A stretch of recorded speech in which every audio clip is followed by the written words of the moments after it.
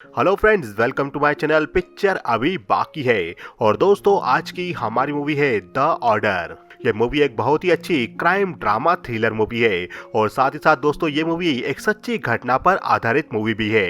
इस मूवी की IMDb rating 6.8 है और रॉटेन टमेटो पर ये मूवी 91% तक फ्रेश है। तो रेटिंग देखकर तो दोस्तों आप लोग समझ ही गए होंगे कि ये मूवी कितनी हटके और अच्छी होने वाली है। इसलिए दोस्तों हमारे इस वीडियो को पूरा जरूर देखिएगा और वीडियो को लाइक करना बिल्कुल ना भूलिएगा। तो मूवी की शुरुआत में हम आदमियों को देखते हैं जो गाड़ी लेकर कहीं जा रहे थे।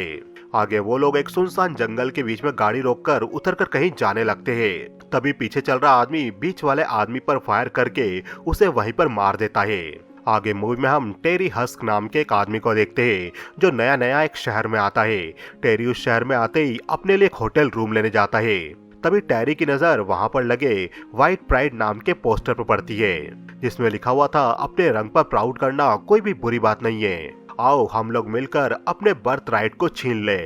यह पोस्टर किसी ग्रुप द्वारा लगाया गया था जो व्हाइट प्राइड की बात करता था। आगे हमें 18 दिसंबर 1983 की वॉशिंगटन की घटना बताई जाती है जब एक बैंक के बाहर गाड़ी के अंदर 4 लोग बैठे हुए थे और थोड़ी देर बाद उनमें से 3 आदमी गाड़ी से उतरकर मास्क पहनकर उस बैंक के अंदर चले जाते हैं और वहां मौजूद लोगों को गन से डराने लगते हैं और बैंक मैनेजर को मारकर उसे बैंक का सेफ ओपन करने के लिए कहते हैं। उसी वक्त वहां मौजूद एक आदमी बैंक का अलार्म बजा देता है और बैंक के अंदर मौजूद बैंक मैनेजर भी सेफ को ओपन करने लगता है। सेफ के ओपन होते ही वो लोग सेफ के अंदर से सारा पैसा निकालकर बैंक में भरने लगते। तब तक बैंक के बाहर एक पुलिस की गाड़ी भी आ गई थी और उसमें से एक पुलिस वाला बाहर निकलकर बैंक के अंदर जाने वाला था, लेकिन बाहर कार में उन्हीं रॉबर्स का एक साथी डेविड भी बैठा हुआ था। डेविड भी अपने चेहरे पर मास्क पहनकर उस पुलिस ऑफिसर के पास जाकर उस पर गन अड़ा देता है। आगे अंदर मौजूद सभी लोग बैंक से बाहर पैसा लूटकर निकल जाते हैं। डेविड भी पुलिस ऑफिसर की गाड़ी के टायर में फायर करके अपने दोस्तों की गाड़ी में बैठकर वहां से निकल जाता है। आगे वो लोग कार में इतने सारे पैसों को देखकर काफी खुश होते हैं। उन लोगों का लीडर बॉब उस गाड़ी को अपने घर पर ले जाता है और वो घर के अंदर मौजूद अपनी वाइफ जेला को वो पैसा दिखाता है जो वो लोग बैंक से लूट कर लाए थे। जेला भी इतने सारे पैसों को देखकर काफी खुश होती है। अब अगले दिन सुबह हम वापस टेरी हस्क को देखते हैं जो कि अपनी जॉब ज्वाइन करने लोकल पुलिस स्टेशन जाता है। एक्चुअल में टेरी हस्क एक पुलिस ऑफिसर था और वो इस टाउन में जॉब ज्वाइन करने आया था। टेरी वहाँ के लोकल ऑफिसर लॉफ्टलिन से मिलता है और लॉफ्टलिन टेरी से कहता है, तुम्हें देखकर लग रहा है कि तुम्हें ये जगह काफी बोरिंग लगी। टेरी कहता है, हाँ बिल्कुल, वैसे मैं आपसे कुछ पूछना चाहता हूँ। मैंने यहाँ पर कुछ जगहों पर व्हाइट पावर के पोस्टर देखे हैं, ये कौन लोग हैं? ये लोग अपनी ऑर्गेनाइजेशन कहाँ से चलाते हैं? वो जगह कितनी दूर है? तभी पीछे खड़ा जेमी बोवेन नाम का दूसरा पुलिस ऑफिसर कहता है, वो लोग हेडन लेक से इस ऑर्गेनाइजेशन को चलाते हैं और वो जगह यहाँ से ज्यादा दूर नहीं है। आगे टेरी जेमी के पास जाकर अपनी सिगरेट जलाता है और लाइटर को टेबल पर ही रख देता है। टेरी पुलिस स्टेशन से बाहर चला जाता है। तब जेमी भी उसे उसका लाइटर देने पुलिस स्टेशन से बाहर जाता है और जेमी टेरी से कहता है, आप अंदर हेडन लेक के बारे में सवाल कर रहे थे, क्या आपने भी वो व्हाइट पावर वाले पैम्पलेट देखे हैं? ये बात बस पैम्पलेट छपवाने तक ही सीमित नहीं है। आगे जेमी टेरी को अपने घर पर ले जाता है और वहाँ पर उसे अपनी वाइफ और अपनी बच्ची से मिलवाता है। जेमी टेरी को अपने घर में इकट्ठा किए सबूत बताता है। जेमी कहता है, जिन लोगों की आप बात कर रहे थे वो लोग प्रेस में नकली नोट भी छापते हैं। तब टेरी पूछता है, तुम्हें ये नोट कहाँ से मिला? जेमी कहता है, ये नोट मुझे मेरे दोस्त ने दिया था, उसका नाम वॉल्टर वेस्ट है, ये उसका फोटो है, मैं इसके साथ बड़ा हुआ हूँ, हम दोनों हाई स्कूल में साथ में थे और कुछ हफ्ते पहले मुझे एक बार में मिला था, तब ये काफी नशे में था, तब इसने मुझे नकली नोट दिया था और कहा था ये तो बस शुरुआत है। टेरी कहता है, बिगनिंग? किस बात की बिगनिंग? जेमी टेरी को एक न्यूज़पेपर की कटिंग दिखाकर कहता है। जेमी कहता है, इन लोगों ने एक यहूदी पूजा घर में बम विस्फोट किया है और इसी महीने अक्टूबर में इन्होंने एक पोर्न स्टोर को भी लूटा है और आपने अभी अभी यहाँ पर एक बैंक रॉबरी की न्यूज़ तो सुनी ही होगी। तब टेरी कहता है, क्या इन सब बातों के बारे में तुम्हें तुम्हारे दोस्त वॉल्टर ने बताया था कि उन लोगों के ग्रुप ने ये सब किया है? जेमी कहता है, उसने बस मुझे इतना ही बताया था कि उनके ग्रुप के पास विस्फोटक भी है और उनका ग्रुप किसी बड़े मकसद को अंजाम देने के लिए बहुत बड़ी मात्रा में पैसा भी इकट्ठा कर रहा है। तब टेरी कहता है, अभी वॉल्टर कहाँ पर है? तब जेमी कहता है, वो पिछले 2 हफ्तों से मिसिंग है, मैं वॉल्टर के घर पर जाकर उसकी फैमिली और वाइफ से भी मिला। पर उन लोगों ने वॉल्टर की मिसिंग रिपोर्ट लिखवाने से मना कर दिया। अब मूवी में आगे हमें बॉब मैथ्यू नाम के उसी आदमी को दिखाया जाता है जिसने व्हाइट पावर ग्रुप को ऑर्गेनाइज किया था। तभी बॉब देखता है कि वहाँ पर उसके दोस्तों ने क्रॉस को जला रखा था। आगे बॉब जाकर अपने साथियों से कहता है अब से कोई भी क्रॉस बर्निंग नहीं करेगा, हम नहीं चाहते लोगों की नजर हम पर पड़े। आगे बॉब वहाँ पर मौजूद सैम नाम के आदमी से मिलकर कहता है मुझे खुशी हुई कि तुम यहाँ पर हमसे मिलने आए।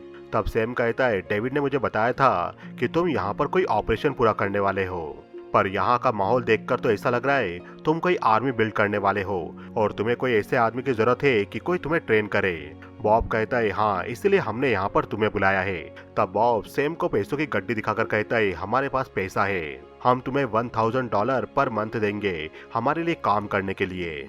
हमें इस देश में क्रांति करने वाले हैं और हमें एक ऐसा आदमी की जरूरत है जो फायर करके क्रांति की शुरुआत करे। क्या तुम मेरे लिए काम करोगे? सैम कहता है हाँ बिल्कुल। तो दोस्तों बॉब मैथ्यू और उसका ग्रुप देश के अंदर किसी प्रकार की क्रांति करना चाहते थे। इसके लिए वो लोग बैंकों को लूट रहे थे, नकली नोटों को छाप रहे थे और बड़ी मात्रा में हथियार भी खरीद रहे थे।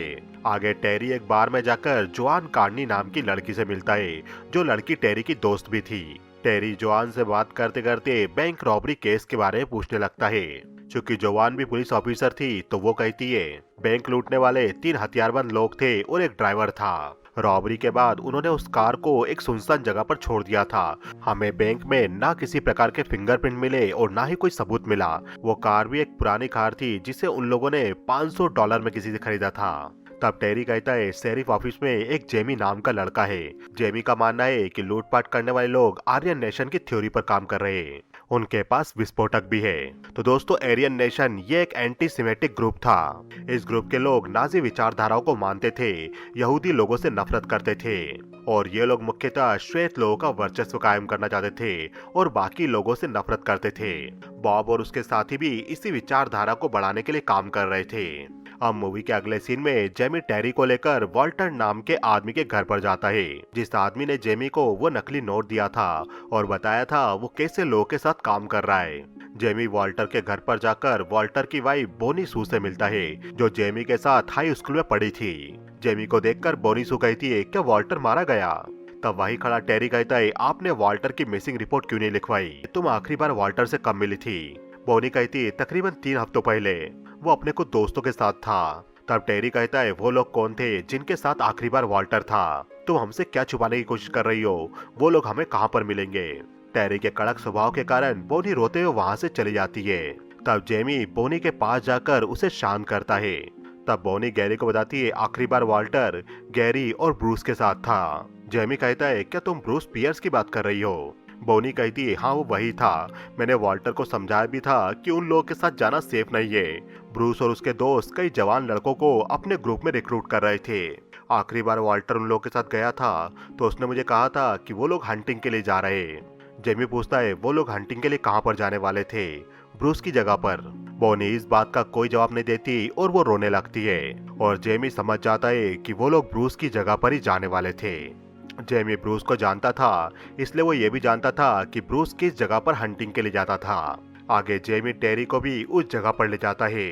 उस जगह पर एक पुराना झोपड़ा बना हुआ था जो पूरी तरह अस्त व्यस्त हो चुका था। टेरी उस जगह को देखने लगता है, तभी उसे नीचे पड़ी हुई एक रेड बुक दिखाई देती है और वहाँ पर उन्हें खास कुछ भी नहीं मिलता। टेरी बाहर आकर देखता है, तभी उसकी नजर किसी जगह पर पड़ती है। टेरी उस जगह को करीब से देखता है तो देखने से ऐसा लग रहा था जैसे उस जगह को खोदकर वापस से मूंद दिया गया था। तब टेरी और जेमी दोनों उस जगह से मिट्टी को हटाने लगते हैं और उन्हें मिट्टी के नीचे एक आदमी का चेहरा दिखाई दे जाता है। उस चेहरे को देखकर जेमी पहचान जाता है क्योंकि ये उसके दोस्त वॉल्टर की बॉडी थी।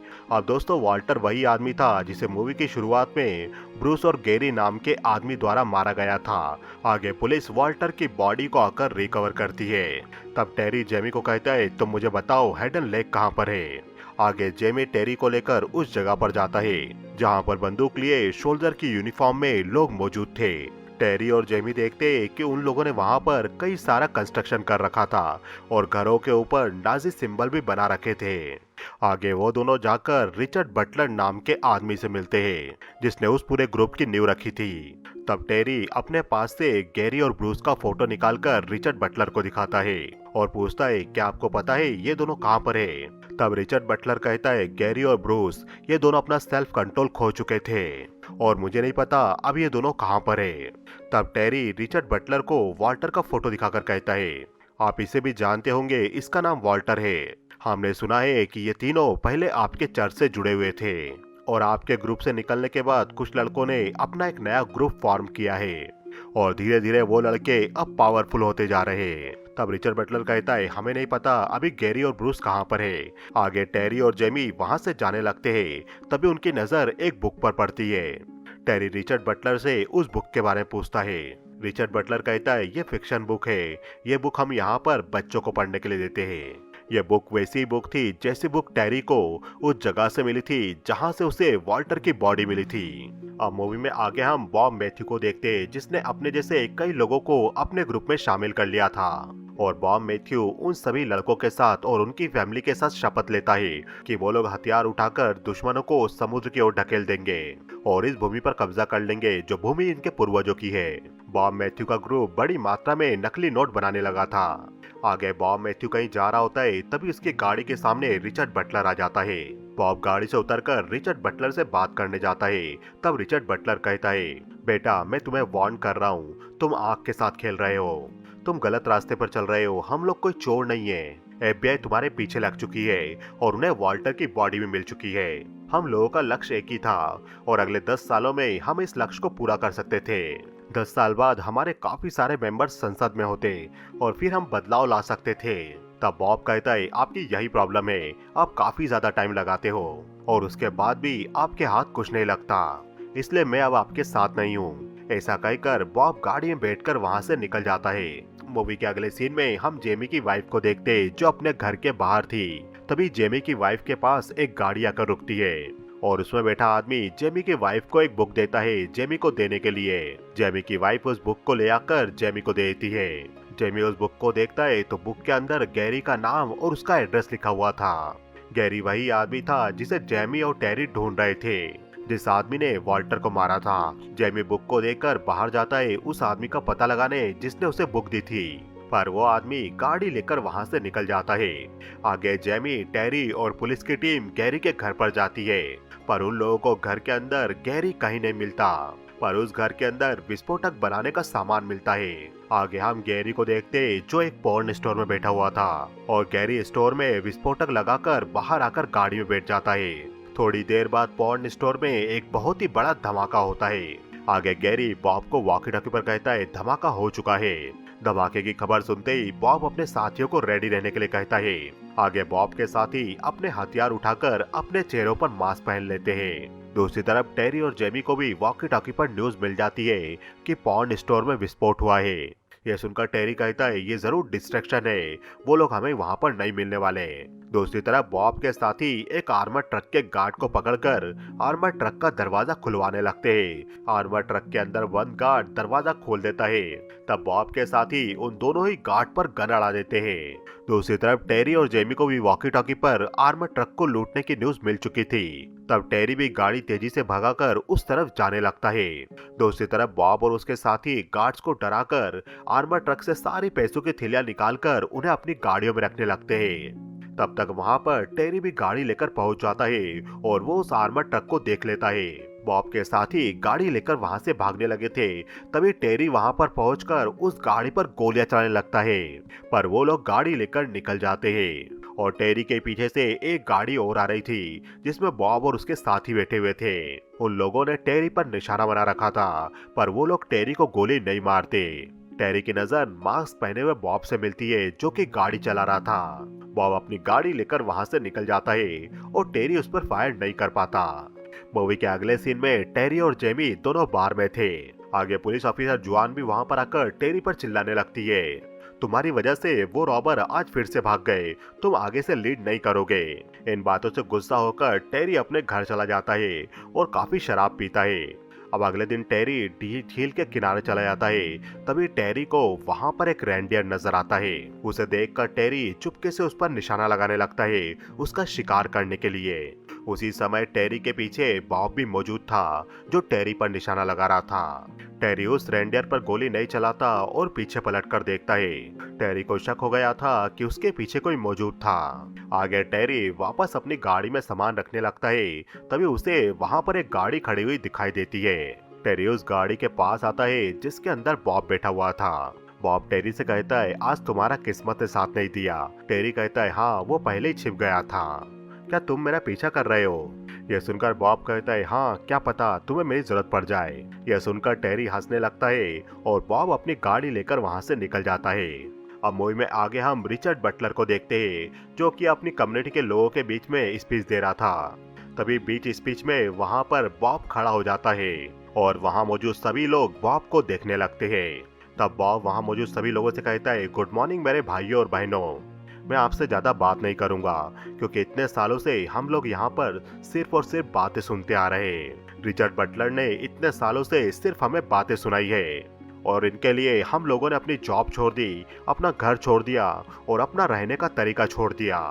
हम लगातार सब कुछ त्यागते जा रहे लेकिन हमारे हाथ कुछ नहीं आ रहा। लेकिन अब समय आ गया है हम इस त्याग को छोड़कर फाइट करें अपने लिए, अपनी फैमिली के लिए। हमें इस भूमि को वापस जीतना है जहां पर सिर्फ हमारे जैसे लोग रहेंगे। ये सुनकर वहां मौजूद सभी लोग बॉब का साथ देने लगते हैं और व्हाइट पावर नारेबाजी करने लगते हैं। यह सुनकर रिचर्ड बटलर चुपचाप वहां से चला जाता है क्योंकि जो लोग अब तक उसका साथ देते आ रहे थे वो लोग उसके तरीकों से नाखुश थे। अब मूवी के अगले सीन में टेरी जेमी के घर में होता है, एक बच्चों की पार्टी में। आगे टेरी घर में अकेला था, तभी उसकी नजर वहां पड़ी बुक में पड़ती है।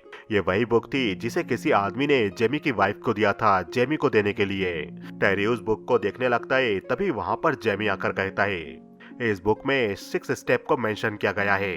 पहले लोगों को रिक्रूट करना, फिर फंड रेजिंग करना, उसके बाद हथियारों के साथ क्रांति करना, उसके बाद लोगों को आतंकित करके लोगों की हत्याएं करना और नंबर 6 पर है डे ऑफ द रोप, यानी लोगों को खुलेआम फांसी के फंदों पर लटकाना। यह सुनकर टेरी कहता है, क्या तुमने इस बारे में किसी को बताया? जेमी कहता है, नहीं, क्योंकि कोई भी मुझे सीरियस नहीं लेने वाला। अब आगे हम बॉब की टीम को देखते हैं, जो लोग बड़ी मात्रा में नकली नोट छापने लगे थे। वो लोग बड़ी मात्रा में ऑटोमेटिक हथियार भी खरीद रहे थे और उन हथियारों की ट्रेनिंग भी लेने लगे थे। अब आगे बॉब का पूरा ग्रुप रेडियो पर एलनबर्ग नाम के आदमी की स्पीच सुन रहा था। एलनबर्ग लगातार रेडियो पर बॉब के ग्रुप के लोगों की बुराई कर रहा था और एलनबर्ग कह रहा था, तुम यहूदी लोगों से नफरत करते हो क्योंकि वो लोग तुम्हारे लिए इजी टारगेट है। अपनी बुराई सुनकर बॉब अपने साथियों से कहता है, अब हमें स्टेप 5 को अंजाम देना होगा। स्टेप 5 से बॉब का मतलब किसी की हत्या कर सभी को आतंकित करना था। आगे एलनबर्ग नाम का वो रेडियो जॉकी अपना प्रोग्राम खत्म करके अपने घर जाने लगता है। एलनबर्ग अपनी गाड़ी घर पर रोककर अपनी गाड़ी से उतरता है। उसी वक्त बॉब का आदमी ब्रूस एलन पर लगातार फायरिंग करने लगता है और रेडियो पर प्रोग्राम सुनाने वाला एलनबर्ग वहीं मारा जाता है।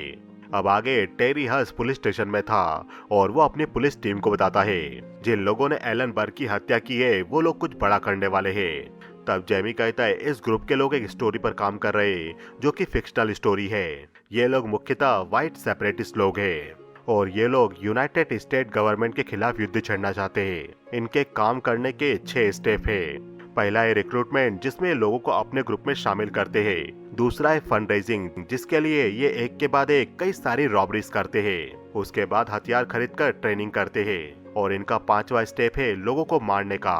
तब वहाँ मौजूद एक पुलिस ऑफिसर कहता है, और छठा स्टेप क्या है? जेमी कहता है, हथियारों के साथ क्रांति करना। तब वहीं खड़ा टेरी कहता है, यानी लार्ज स्केल पर टेररिस्ट अटैक करना, बम ब्लास्ट करना और देश की कैपिटल पर कब्जा कर लेना।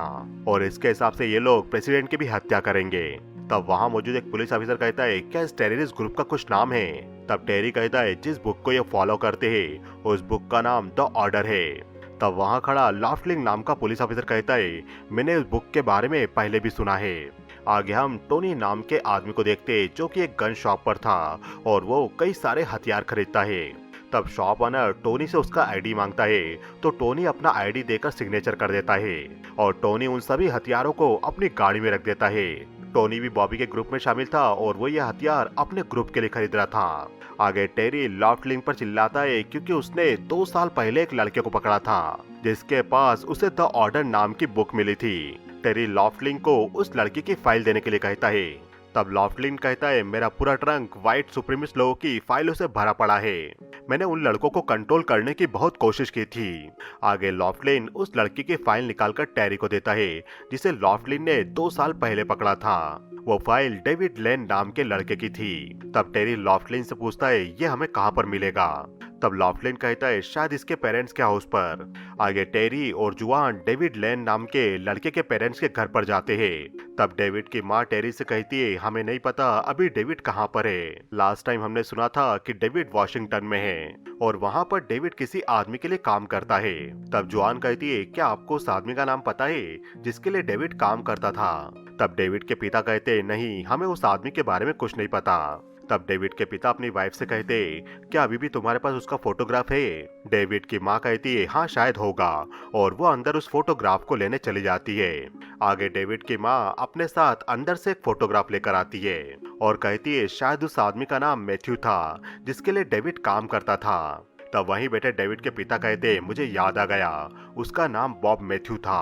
आगे डेविड की माँ टेरी को वो फोटो देती है और टेरी देखता है कि उस फोटो में डेविड के साथ बॉब मैथ्यू नाम के आदमी का फोटो था जो टेरी से पहले मिल चुका था और टेरी भी बॉब मैथ्यू को पहचान जाता है। आगे हमें बॉबी को दिखाया जाता है जो अपनी टीम के साथ कुछ प्लान कर रहा था और बाहर बॉबी की वाइफ डेबी जाकर गाड़ी में बैठी जिला नाम की लेडी से मिलती है। डेबी बॉबी की वाइफ थी पर जिला के साथ बॉबी का अफेयर चल रहा था।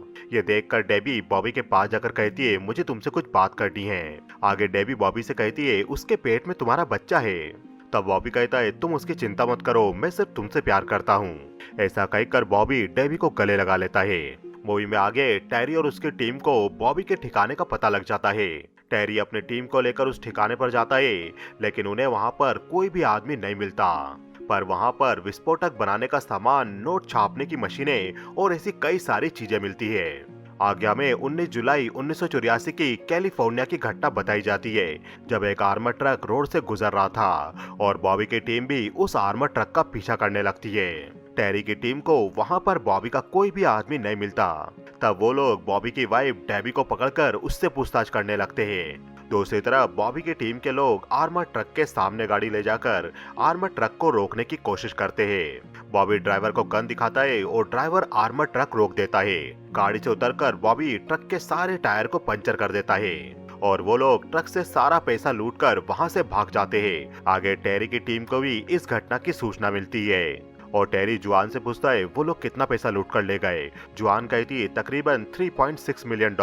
यह सुनकर पुलिस की टीम को गुस्सा आ रहा था कि इतनी कोशिश करने के बाद भी वो लोग किसी को नहीं पकड़ पा रहे थे। आगे टेरी और जेमी कार में बात कर रहे थे तभी वहां पर जुआन आकर कहती है हमें उस आदमी का नाम मिल गया है जिसने शॉप से हथियार खरीदे थे। आगे पुलिस ने टोनी को पकड़ लिया था जिसने शॉप से हथियार खरीदे थे। टेरी टोनी से पूछताछ करते हुए पूछता है मुझे बताओ वो कहाँ पर है। तब टोनी कहता है मुझे नहीं पता बॉब कहाँ पर है। एक नंबर है उस पर कॉल करने के बाद बॉब का आदमी मुझे लेने के लिए आता है और फिर वो मुझे बॉब से मिलवाने के लिए ले जाता है। आगे टेरी के कहने पर टोनी उस नंबर पर कॉल करता है बॉब से मिलने के लिए। टोनी एक रेस्टोरेंट में इंतजार कर रहा था तभी वहाँ पर गैरी आता है और गैरी टोनी को बॉब के पास ले जाने लगता है। टेरी और जेमी भी दूरी बनाकर उनकी गाड़ी का पीछा करने लगते हैं और गैरी टोनी को एक मोटेल रूम में ले जाता है जहाँ पर बॉब मौजूद था। टोनी से मिलकर बॉब कहता है सॉरी मैं तुम्हारी मदद नहीं कर पाया, पुलिस ने तुम्हें पकड़ लिया था, क्या तुमने पुलिस को कुछ बताया। टोनी कहता है नहीं मैंने उन्हें कुछ नहीं बताया। तब बॉब कहता है हम सभी भाई भाई है, यदि तुमने कुछ बताया भी है तो कोई बड़ी प्रॉब्लम नहीं है, बस मुझे सच बता दो तुमने पुलिस को क्या बताया। तब टोनी रोने लगता है और कहता है मैंने कुछ नहीं बताया। बॉब टोनी को छोड़ने बाहर आता है और टोनी वहां से चला जाता है। बॉब को देखकर गाड़ी में बैठा टेरी बॉब को पहचान जाता है और टेरी गाड़ी से उतरकर बॉब के रूम की तरफ जाने लगता है। रूम के अंदर बॉब अपनी गन अपने पास रखकर रूम से बाहर आता है। तभी उसे टेरी दिखाई देता है और टेरी बॉब से कहता है अपने हथियार नीचे रख दो। मोटेल के नीचे गैरी भी मौजूद था और वो टेरी पर फायर करता है। टेरी नीचे झुक जाता है और बॉब मोटेल से जंप करके पीछे की तरफ भागने लगता है। तब जेमी भी अपनी गन निकालकर टेरी पर फायर करने लगता है। वहां पर पुलिस की गाड़ी पहुंच गई थी और गैरी वहां से भागने लगता है। तब जेमी रूम के अंदर जाकर गैरी को पकड़कर पुलिस के हवाले कर देता है। दूसरी तरफ टेरी बॉब का पीछा कर रहा था। तब तक जेमी भी वहां पर आ जाता है और वो बॉब को ढूंढने लगता है। टेरी जेमी को आगे धीमे चलने के लिए कहता है, पर जेमी टेरी की बात को नहीं सुनता और वो आगे निकल जाता है। कार के पीछे बॉब निशाना लगाकर बैठा था। जैसे ही जेमी वहां से बाहर निकलता है, बॉब उस पर निशाना लगा देता है और एक के बाद एक 2 गोली जेमी को जा लगती है। तभी टेरी भी वहां पर आकर बॉब पर निशाना लगाने लगता है, पर तब तक बॉब वहां से भाग गया था। टेरी मुड़कर देखता है तो जेमी को गोली लग चुकी थी और उसका काफी खून बह रहा था। टेरी जेमी के घाव को दबाने की कोशिश भी करता है, पर तब तक जेमी वहीं मारा जाता है। आगे टेरी जेमी के घर पर जाता है। तब जेमी की वाइफ बाहर आकर अपनी बच्ची को अपने पास बुलाती है और वो खुद भी बिना टेरी से कुछ कहे रोते हुए अंदर चली जाती है। आगे टेरी और जुआन जाकर बॉब की वाइफ डेबी से मिलते हैं। तब डेबी उन्हें बताती है, बॉब ने कई लड़कियों को छोड़कर मुझे चुना था। तब वहाँ बेटा टेरी कहता है, उसे तुम्हारी कोई परवाह नहीं, वो जो कुछ भी कर रहा है, फाइट कर रहा है, वो सब अपने लिए कर रहा है और आगे वो ऐसा कदम उठाने वाला है जिससे शायद सैकड़ों लोग मारे जाएंगे, इसलिए हमें तुम्हारी मदद की जरूरत है उसे ढूंढने के लिए। तब डेबी सोचती है और कहती है, बॉब हमेशा हर चीज के लिए प्लान बनाता है कि वो जब यहाँ से भागेगा तो वो एक घर पर जाकर रुकेगा, वो अभी वहीं पर होगा। तब टेरी कहता है, थैंक्स बताने के लिए, हम उसे पता नहीं चलने देंगे कि इसके बारे में तुमने हमें बताया है। यह सुनकर डेबी कहती है, इससे कोई फर्क नहीं पड़ता क्योंकि वो आपके हाथ जिंदा नहीं लगने वाला। और मूवी में आगे हमें 7 दिसंबर 1984 का समय बताया जाता है। वॉशिंगटन के घर को चारों तरफ से पुलिस घेर चुकी थी, जिस घर के अंदर बॉब और उसके साथी मौजूद थे। बॉब के 2 साथी डेविड और ब्रूस पुलिस को देखकर पीछे के दरवाजे से भागने लगते हैं, पर पुलिस उन दोनों को पकड़ लेती है। घर में मौजूद बॉब भी ये देख लेता है, पर वो बाहर नहीं भागता। पुलिस घर में स्मोक बम फेंककर घर के अंदर एंटर होती है, पर तभी ऊपर खड़ा बॉब पुलिस के ऊपर लगातार गोलियां चलाने लगता है। गोलियों से बचने के लिए पुलिस को बाहर निकलना पड़ता है। पुलिस की टीम प्लान बनाती है कि वो घर को आग लगा देंगे और बॉब घर से बाहर आ जाएगा। तब टेरी कहता है, वो घर से बाहर नहीं आने वाला, तुम उसे जिंदा जला दोगे, पर पुलिस उसकी बात नहीं मानती और वो घर को आग लगा देती है। बॉब घर में मौजूद था, पर वो बाहर नहीं आता। तब टेरी घर के अंदर गन लेकर बॉब को लेने जाता है, पर बॉब आने से इनकार कर देता है और दरवाजा बंद कर देता है। कुछ ही देर में वो घर जल जाता है और बॉब भी घर के साथ जलकर मर जाता है। बॉब मैथ्यू की डेथ के 2 साल बाद तक पुलिस इस केस पर काम करती रही और 2 साल के अंदर पुलिस ने द ऑर्डर ग्रुप के सभी मेंबर्स को पकड़ लिया। तो दोस्तों, आपको ये वीडियो कैसा लगा हमें बताइए कमेंट सेक्शन में। वीडियो पसंद आए तो कमेंट सेक्शन में यस टाइप कीजिए और हमारे इस चैनल को सब्सक्राइब करना बिल्कुल ना भूलिए क्योंकि पिक्चर अभी बाकी है मेरे दोस्त।